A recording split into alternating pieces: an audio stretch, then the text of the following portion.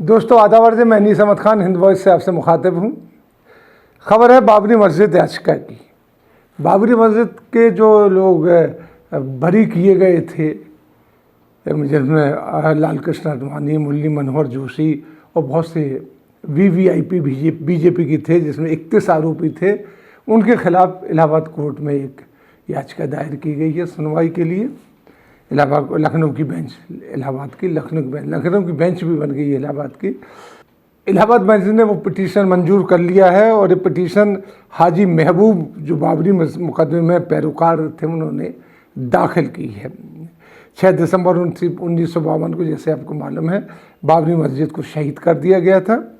मस्जिद के case in सभी लोगों को तोड़ने के सितंबर 2020 में सुप्रीम कोर्ट ने इनको बरी कर दिया। इसके बाद भूतपूर्व चीफ जस्टिस गगोई ने अपनी जो रिटायरमेंट से 2 दिन पहले ये फाइल किया, उसके बाद में उनको बहुत सी चीज़ें मिल भी गई।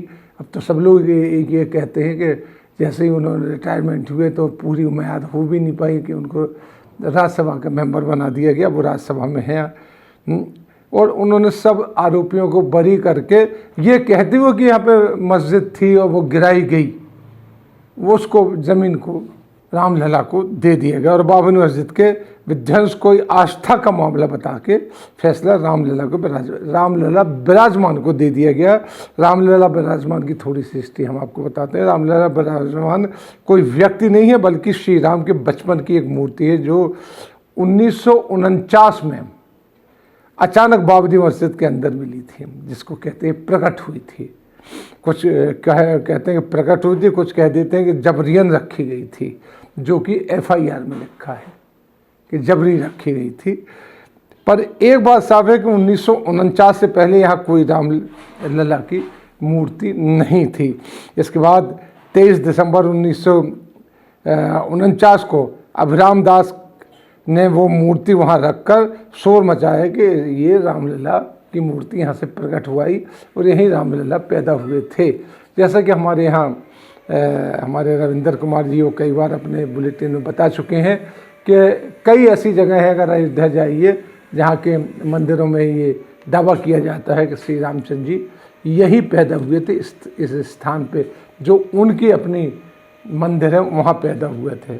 इसके बाद 23 दिसंबर 1949 के बाद तब की पुलिस FIR में ही बात कही गई है, जैसे मैं बता चुका हूँ।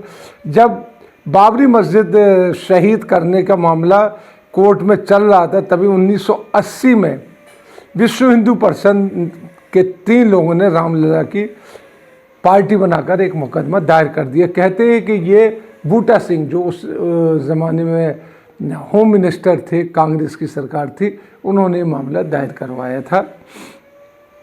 इनमें एक इलाहाबाद हाई कोर्ट के भूतपूर्व जज देवकी नंदन अग्रवाल भी थे। अब देख लीजिए कहाँ से थी। उसके बाद उन्होंने 2002 में देवकी नंदन अग्रवाल की मृत्यु हुई, तो इसके बाद BHP बिल्कुल खुल के सामने आ गई कि अब हम उनकी जगह केस लड़ेंगे और प्रोफेसर TP वर्मा उनकी जगह पे केस लड़ने लगे और BHP का फुल कंट्रोल अब उस पर हो गया, तीसरी पार्टी पे। उसके बाद जो हुआ वो आपके सामने है कि यानी पिटिशनर निर्मोही अखाड़ा, सुन्नी वक्फ बोर्ड, इनको अलग करके जो ज़मीन थी वो रामलला को दे दी गई, विश्व हिंदू परिषद को दे दी गई। अब वहाँ एक भव्य राम मंदिर बनने की बात चल रही है। 20 दिसंबर को के फैसले में सभी आरोपियों को बरी कर दिया गया था। इसके बाद हाजी मोहम्मद याकूब ने फिर से एक पिटीशन डाली है, जिसमें इन सब लोगों को बरी की होगी, जितने हैं, लाल कृष्ण आडवाणी से लेके उमा भारती तक, सबके ऊपर आरोप है लगा के। तो अब इनकी सुनवाई होगी, अगली सुनवाई अगले हफ्ते होगी, देखिए उसमें क्या होता है। बताने का मकसद ये है कि अभी ये मामला ठंडा नहीं हुआ है, चल ही रहा है। अब ये मसला कब तक चलता है, अगले हफ्ते देखते हैं क्या कोर्ट, क्या इलाहाबाद हाई कोर्ट की जो बेंच है, लखनऊ बेंच, वो क्या फैसला करती है। इसी के साथ हम आपसे लेते हैं विदा। अगले दिन फिर हाजिर होंगे, तब तक के लिए दीजिए इजाज़त।